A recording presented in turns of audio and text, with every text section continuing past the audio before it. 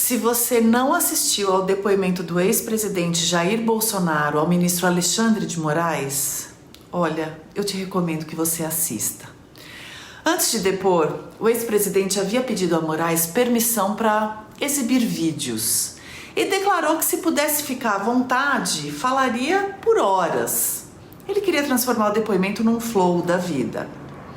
Na véspera, Alexandre de Moraes tinha sinalizado que não havia qualquer pressa quando menosprezou a fome do pobre do advogado do general Augusto Heleno.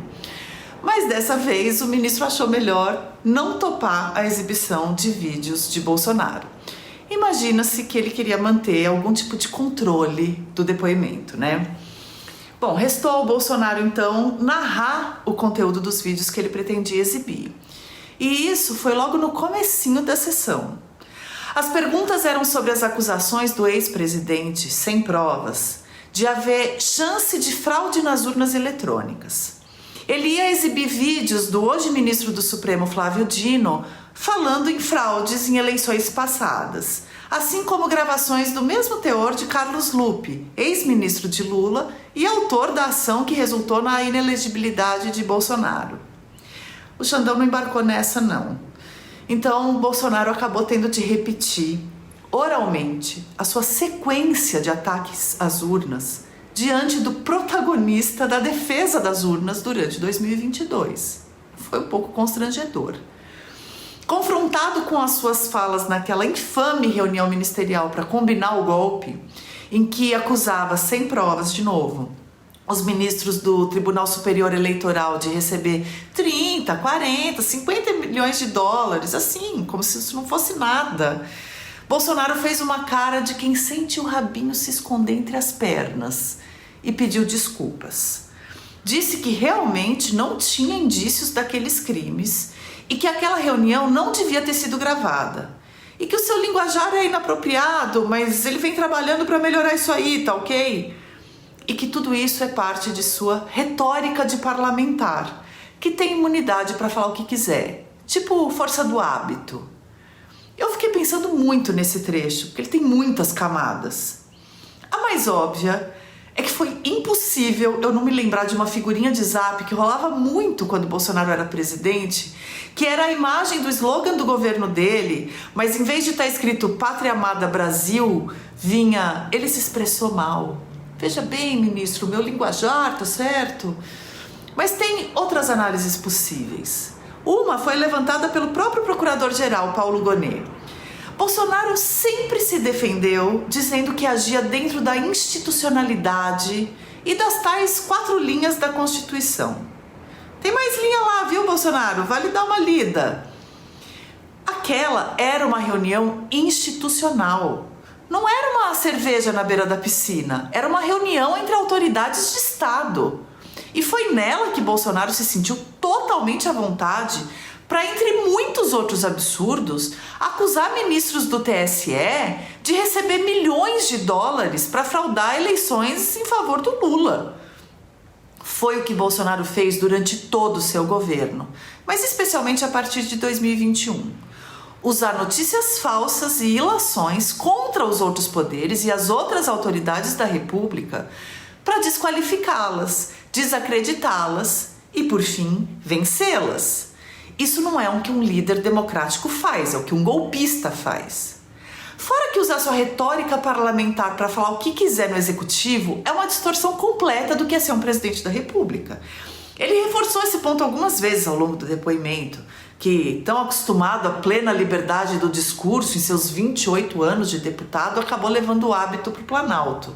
Não pode, né? Ninguém avisou, será? Claro que avisou.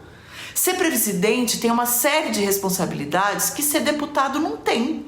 Foi nesse papel de presidente que ele se reuniu com os comandantes das Forças Armadas e discutiu como reverter um resultado eleitoral. É justamente por isso que ele está sendo julgado. Mas é claro também que, como o próprio Bolsonaro falou depois, num esforço para se vitimizar, ele nunca quis ser presidente, gente. É muito difícil, é trabalhoso, é sofrido. Bolsonaro não estava ali tentando convencer Alexandre de Moraes de nada. Ele até devia tentar, mas o seu discurso não era para o Xandão. Não era nem para o Luiz Fux, que claramente não precisa ser convencido por Bolsonaro de coisa alguma. E nem mesmo o Paulo Gonet, o PGR. Bolsonaro estava falando ali para sua base e para quem anda meio desligado do assunto, vai ver ali uns cortes nas redes sociais.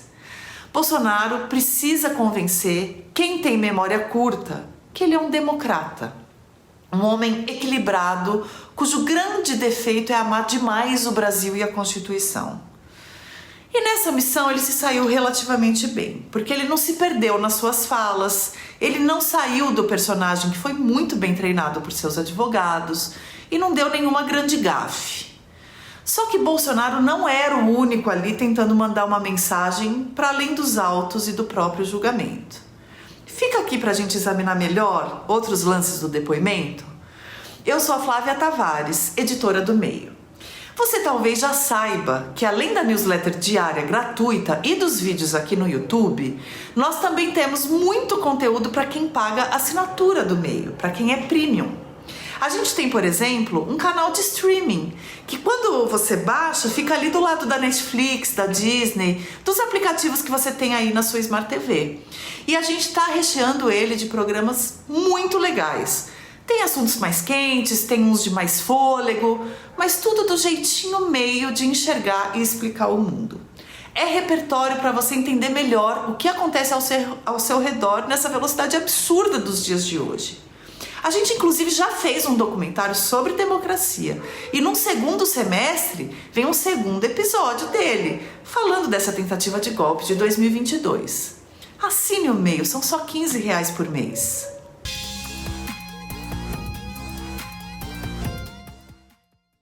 Pouco depois desse pedido de desculpa de Bolsonaro, que ficou sem resposta do ministro Alexandre, houve um outro momento de ouro na troca entre eles. Alexandre já havia informado que, pelas regras, não era seu papel contestar ou comentar respostas dos réus em seus depoimentos. Ou seja, não lhe caberia apontar incoerências, inconsistências, mentiras, por mais que elas acontecessem, e elas aconteceram, diante de seus olhos. Por isso, ele se ateve a perguntar e ouvir as respostas, com raríssimas exceções. A mais saborosa delas foi em um momento em que Bolsonaro estava em uma de suas longas falas autocongratulatórias por todo o seu amor à democracia brasileira, contando de suas viagens pelo Brasil e de como ele é recebido nos aeroportos. Ele perguntou a Alexandre se poderia mandar ao ministro um vídeo com essas imagens. Eu declino, foi a resposta imediata de Xandão para risos tímidos de alguns. O próprio ministro já estava com um ar de gracejo, mas estava ainda sério. Mas então veio mais. Bolsonaro falou que queria permissão para fazer uma brincadeira. Alexandre, já rindo mais abertamente, respondeu: "O senhor que sabe?" Então recomendou que era melhor o ex-presidente consultar seus advogados se devia.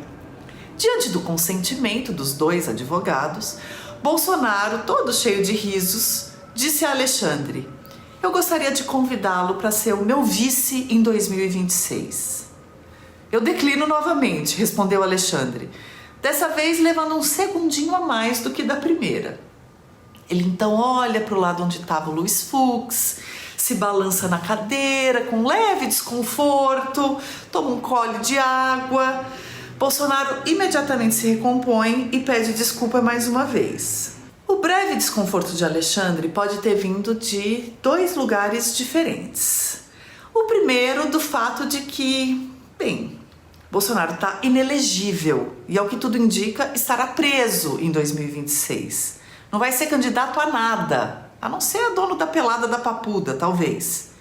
O segundo motivo do desconforto do Alexandre, suponho eu, foi porque ele não pôde responder que jamais seria vice de ninguém, né? Alguém consegue imaginar o ministro Alexandre de Moraes topando seu número 2 de alguma chapa? Isso só mostra como a tentativa de sedução de Bolsonaro estava descalibrada. Mas é porque, como eu disse antes, essa tentativa de sedução não era para quem estava ali na sala. Só que Alexandre também estava numa missão de encantamento extra-supremo, por assim dizer. Porque parte do seu trabalho nesses depoimentos é o de mostrar ao mundo que ele é um julgador isento, que ele não é um juiz vingativo, raivoso, imagem que muitos tentam colar nele. Mais ainda, Alexandre precisa tentar convencer as pessoas que os réus estão sendo plenamente respeitados em seus direitos, que eles não estão sendo coagidos a responder dessa ou daquela maneira. E isso Alexandre de Moraes também conseguiu com a exibição desses depoimentos e com a troca cordial e bem-humorada com Bolsonaro e outros réus e seus advogados. Do ponto de vista do processo em si, pouco se avançou nesses depoimentos. Não houve grandes novidades, nada que mude os rumos do que se sabia até aqui.